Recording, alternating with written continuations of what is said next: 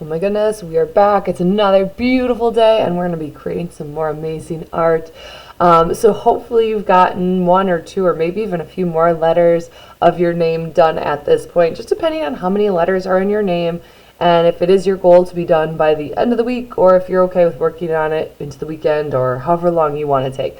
Remember, this isn't graded, so there's no exact due date, but we just want to make sure that we finish it at some point, and then if you're willing, don't forget to turn it into the Hall of Fame, and the link is right in the bottom right hand corner of your slides that was emailed to your family. So that being said, you can see I've got my letter A from my name completed here.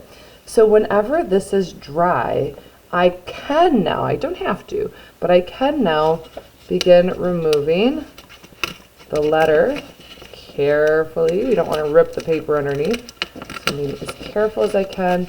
Some of that watercolor might be a bit dried to the paper of the letter as well, but we're going to carefully remove this.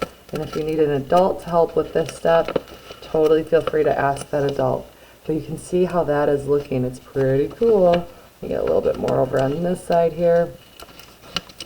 Carefully removing. Slowly. I can tell the sides are, a little bit of the watercolor has attached to the letter itself. So if that's the case, you can just kind of pick those little bits apart, pick it off, and it'll turn out just fine. So that's what that's looking like. How cool, right? So I'm actually not going to take this all the way off, because if we notice in the notes for today's slide, it says reminders. Keep your letters. So I'm going to be showing you guys some bonus content in future days on how else we might choose to decorate these, but we will need the letters on for that. So I'm just going to actually keep this on. I wanted to kind of show you what that looks like with the letter off, but I'm going to keep it on so I can show you what that bonus stuff is that we can do and add to make it even more dynamic than the watercolor sprays we see coming out here. So I'm going to put this off to the side. And then just as a quick reminder, so how do we get started with the next letter? What are our first steps, our second steps? So I'm going to go kind of quickly through this because it is all recap, it is all reminder. But if you need to pause and rewind at any point, you definitely can do so. So step number 1 is going to be to write the letter on your piece of paper. I'm going to do the last letter of my name, the letter R. So I've got that written there. My next step then is going to be to draw that outline. Get my orange marker that I've been using for my outline. And because we want our letters to be, you know, an inch or 2 inches thick, so that we've got some space as we are putting the watercolor splatters all around it, I'm going to make that nice and thick, just like that. Beautiful. The next step, of course, then is going to be to cut that out. Here we go, up, up, up. And around we go. This is great for building those scissors skills. Getting those cutting skills going. All right, and around, around, around. Does anyone remember what the next step's going to be after this? What do we do with this letter? Do you remember? Our next step, once we've got it cut out, is going to be to take between, I say usually between 4 and 5 rolls of tape and tape it to our background piece of paper. Those scissors away. Here's my background piece of paper. Here is my super cool tape. Love this tape dispenser, super fun. Looks like a record player. I love it. So I've got my 2 inches or so of tape, rolling it around like that. And of course I've got to flip my letter to the back side so it's not going to be backward when I tape it down. So put the tape on the back side so we can then flip it back to the front side. For this one I might actually just use 3 pieces of tape. I don't think I'm going to need 4 to 5 like I normally do. So I've got those rolls of tape on down here, and then as flat as I can and as centered as I can, I'm going to tape that on down.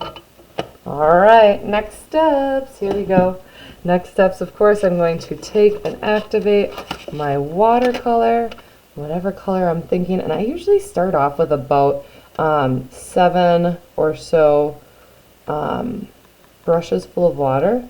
That was 4, 5, 6, 7. Okay, now I'm going to stir it up. Stir, stir, stir, stir, stir, stir, stir. We want to make sure that we've got the water I just added super pigmented, meaning that there's lots of color added in. I can tell this is a fresh one, so I have not used this color. I might need to add a few more droppers. That's about 10 now.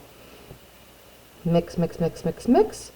Once it looks like it is very pigmented and still watery, like you're seeing here, then I'm going to take and put it towards the edge of my letter, wherever I want to start off with it. Make sure I've got a nice glob there. And take my straw, take a deep breath in, and use your breath to move that paint on outward. Now, here's a little trick. If you want to go a little bit faster, now that we know the strategy, you can take and do, I usually do up to 3 blobs of paint at a time. Any more than that, and I find I start to get a little lightheaded. And if you see that the paint's getting a little too thick, feel free to add just a touch of water to them if you are having a hard time using your breath to move the paint. Okay, so here we go. 1, 2, 3.